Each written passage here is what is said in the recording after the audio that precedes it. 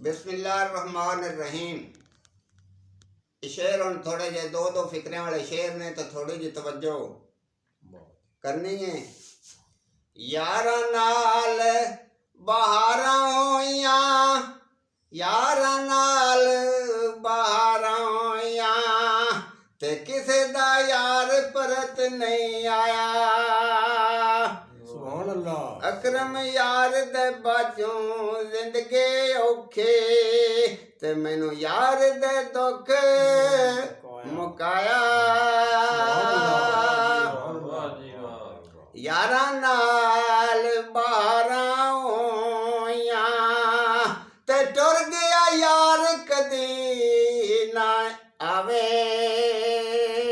अकरम यार दी आस ते मैं मड़ जीवा, ते मैनू यार दी याद सतावे।